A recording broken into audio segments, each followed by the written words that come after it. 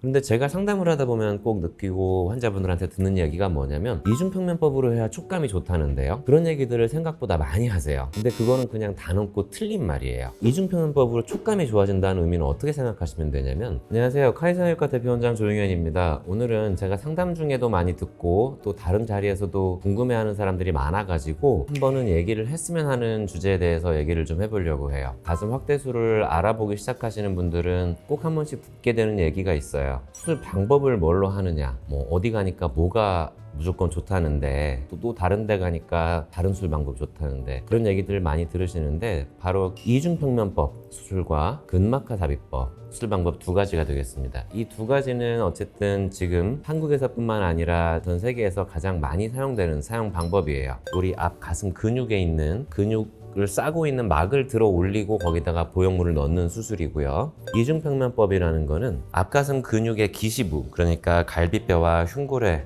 바깥쪽 부분을 잘라내거나 뜯어서 근육을 이렇게 돌아가게 한 다음에 근육 밑으로 보형물을 일부 삽입하는 방법을 말합니다. 제가 지적하고 싶은 거는 환자분이나 아니면 혹은 다른 병원에서 얘기를 들은 것들에 어떤 한 가지가 무조건 좋다라고 듣고 오시는 분들이 많아요. 그리고 실제로 저도 가슴 성형 수술이라는 걸 시작하고 거의 10년 가까이 이중평면법에 대한 맹신을 가지고 살아왔던 사람이에요. 이중평면법으로만 거의 한 7, 8년 이상을 꾸준히 하다가 근막하 삽입법을 시범적으로 시작을 했었고, 근막하 삽입법의 장점과 이중평면법의 제 장점, 그리고 각각의 단점들을 알게 된 거죠. 저로서는 제가 사진을 몇 개 보여드릴 텐데 이게 이중평면법인지 근막한지 잘 모르실 거예요. 어떤 분은 말라도 보형물이 잘 티가 안 나는 분도 있고, 어떤 분은 저분보다는 살집이 좀 있어 보이는데도 보형물이 티가 나는 분도 있고, 그렇죠. 아까 말씀드렸던 것처럼 이중평면법은 보형물의 위쪽을 근육으로 이렇게 덮어주게 돼요. 그래서 보형물의 위쪽 경계가 티가 좀 덜 나게 되는 장점은 있는데, 아주 마른 분들에 있어서 보형물 위쪽 경계가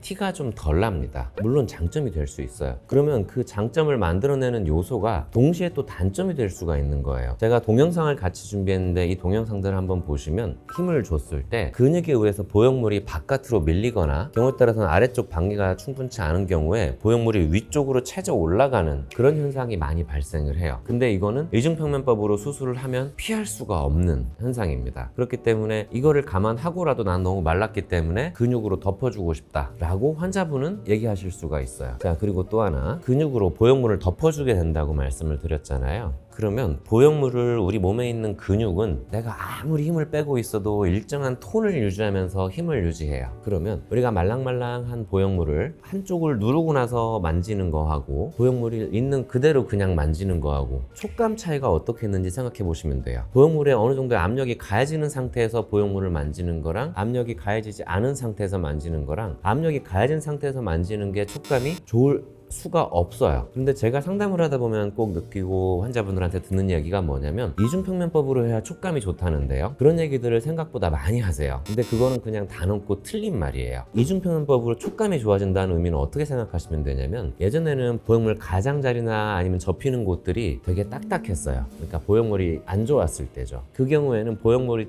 직접 만져지는 촉감이 형편없었고, 또 보형물이 접히는 모서리 부분들이 밖에서 직접 만져지고 했기 때문에 그것 때문에 나온 말이라고 생각하시면 돼요. 이중평면법으로 했을 때 보형물의 촉감은 다른 수술 방법인 근막하로 수술했을 때보다 좋을 수가 없는 게 그냥 물리적인 현실입니다. 또 한 가지, 보형물이 출렁거리거나 흔들거리는 거, 그런 것들도 당연히 근막하가 더 좋을 수밖에 없어요. 그럼 무조건 근막하로 하라는 거냐? 아닙니다. 이중평면법도 좋은 게 있어요. 아까 말씀드렸지만 보형물의 경계가 드러나는 게 너무 심한 경우에는 어쩔 수 없이 근육으로 덮어줘야 되는 경우가 상당히 있고요. 제 개인적으로는 상담을 하면서 저는 피부 두께를 초음파로 직접 측정을 해요. 보형물이 있고, 이중평면법 같은 경우에는 근육이 있고, 그 앞에는 유선 조직, 그리고 피하 지방층, 진피층이 있게 됩니다. 근막하로 하건 이중평면으로 하건 상관없이 중요한 게 유선 조직의 두께, 그리고 피하 지방층의 두께, 그리고 진피층까지 합친 그 세 가지 층의 두께를 봐가지고 개인적 기준으로는 7, 8mm 이상 되면은 보형물이 비쳐 보이는 경우는 거의 없어요. 그러면 저는 그냥 근막하로 하셔도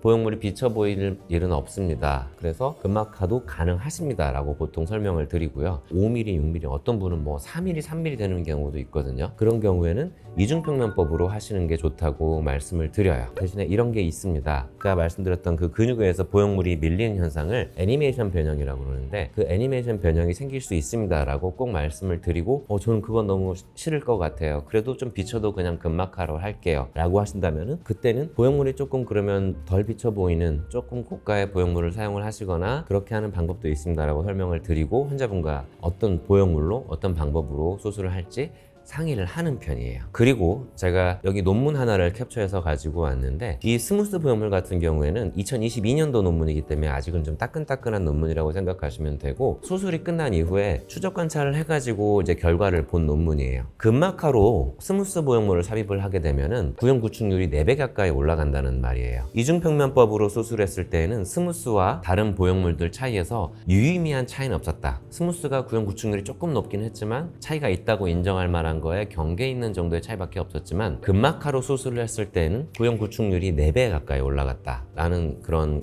논문이거든요. 근막하로 수술을 하시고 싶은 환자분들 중에서는 내가 스무스 보형물로 수술을 할 수 없다라는 거를 꼭 좀 알고 계셔야 돼요. 대표적으로 우리나라에서는 멘토사의 보형물들은 다 전체가 다 스무스라고 생각하시면 되고요. 그리고 프랑스의 세빈사에서는 스무스 보형물이 나옵니다. 스무스 보형물이 아닌 나노 텍스처나 마이크로 텍스처드 보형물 같은 경우에는 세빈과 모티바 정도가 우리나라에서 사용 가능하다고 생각하시면 되겠어요.